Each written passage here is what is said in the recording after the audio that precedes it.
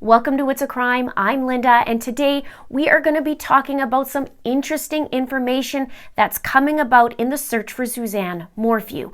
I'm going to do a quick recap and we can have a discussion about it. Looks like someone may be in need of a change of underwear right now. But before I get into it, if you'd like to be part of the It's a Crime community, please click that subscribe button below, hit that notification bell to all. Please like this video to show your support, and please share this out where you can. Now, let's get into it. There have been some new developments and some very successful clues in the search for SUZANNE. And I've been saying this over and over, really, that SUZANNE's brother, Andy Moorman, is on a mission to find his baby sister. And we are, well, thousands are in support of it. His love for SUZANNE is very, very evident. Now, Profiling Evil mentioned in the 3 days, the searchers have covered 4,500 miles. Day 2, they had 555 searchers, and day 3, they had 700. Now, on their live stream last night and the night before, they, along with SUZANNE's brother Andy, had brought some very interesting aspects of the case to light. Now, the first night, they found some interesting items and turned it over to the authorities, but there was a post by the Chaffee County Sheriff's Office that stated it was not connected to the case. And last night, there was a picture shown of Barry Morphew lying on the ground 2 days after SUZANNE was reported missing.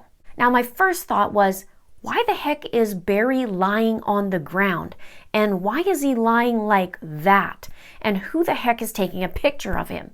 Super weird. Then Andy explained that Barry had stopped the truck. He got out and said, I need to go look over this bluff and see if somebody maybe threw her over there. And Tyler from Profiling Evil found that exact spot. And what Andy also said was there weren't any bluffs in that spot and had him really confused. I think at this point we're all really confused. Now, if we go back to that picture of Barry lying on the ground, what gave me chills was the way Barry was lying. My immediate question was that how SUZANNE's body was lying? And Andy did mention he was exhausted, but honestly, it's just really super bizarre. What do you think? Let me know in the comments below. Next, they talked about the riverfront construction site that Barry was working on.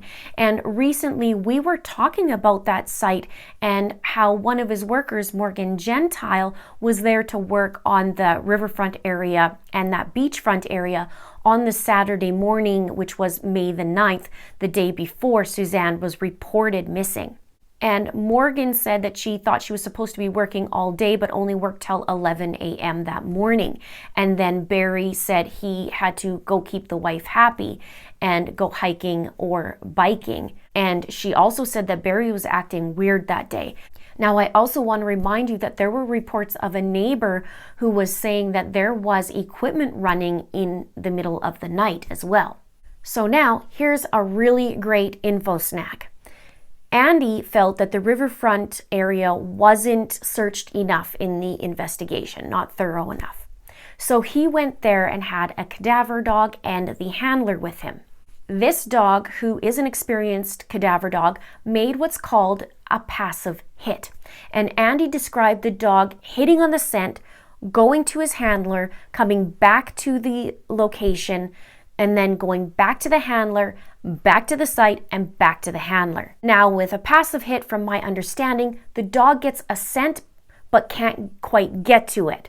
And they mentioned on the live stream that Andy had prodded the ground and tried to pull the scent up for the dog. So then they mentioned that they called FBI and CBI to the area, and the scene is now secured and being processed. This is a very significant point in the case. And he also mentioned, but didn't go into detail, that there were 2 other cadaver dogs in searching another area and had made a full hit, which means the dogs actually sat down. So one thing that was very interesting, Andy said that the dog was licking the grass, and he explained that it's the dog's way of getting the scent of a cadaver and that it goes through the grass, which I find super fascinating.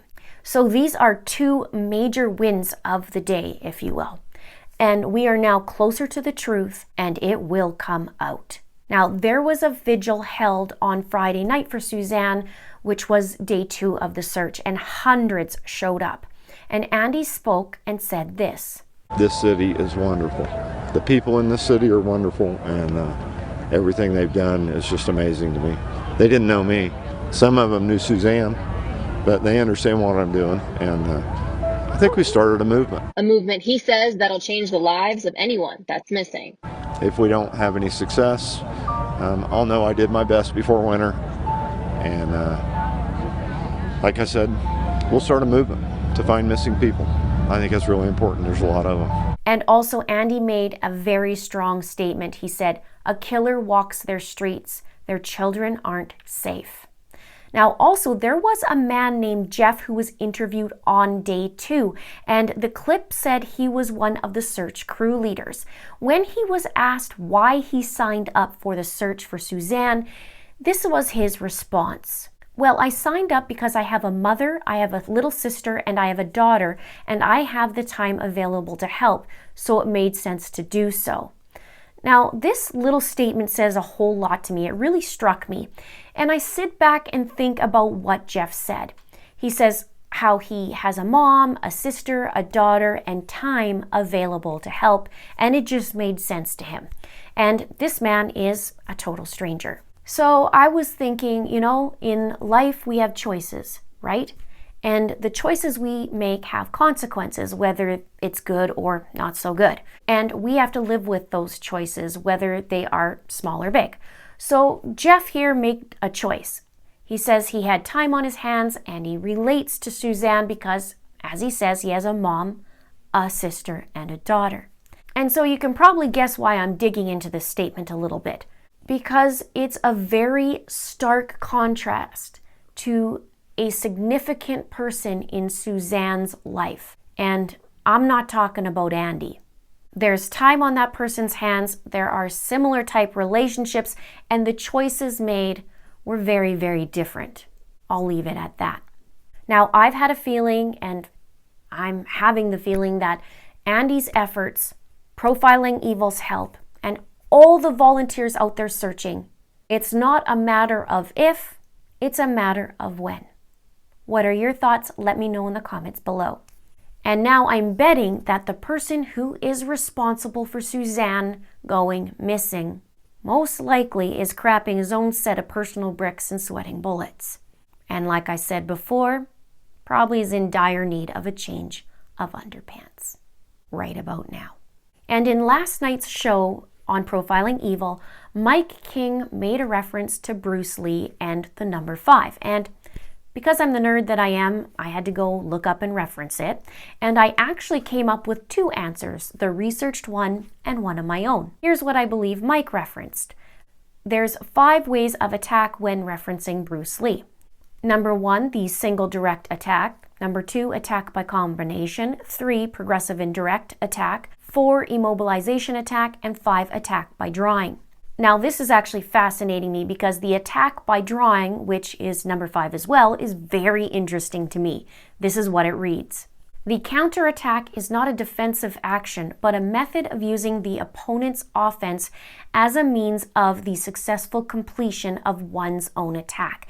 The counterattack is an advanced phase of offense. It is the greatest art of fighting, the art of a champion. Here's my version of the number 5. B-A-R-R-Y. Let's have a chit chat below. Thank you so much to all the volunteers who are helping in the search for Suzanne. And Andy, all of us here at It's a Crime is rooting for you, buddy.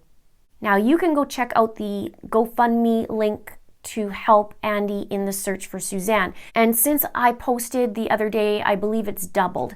And Andy did mention that any leftover money will go to the authorities and help get them a specialized drone or a piece of specialized equipment. Please subscribe if you haven't done so already. Hit that like button. Please share this out. And thank you so much for watching. See you soon. Next, they talked about the riverfront construction that Barry was working on. Oh my God, this eyelashes drive me crazy.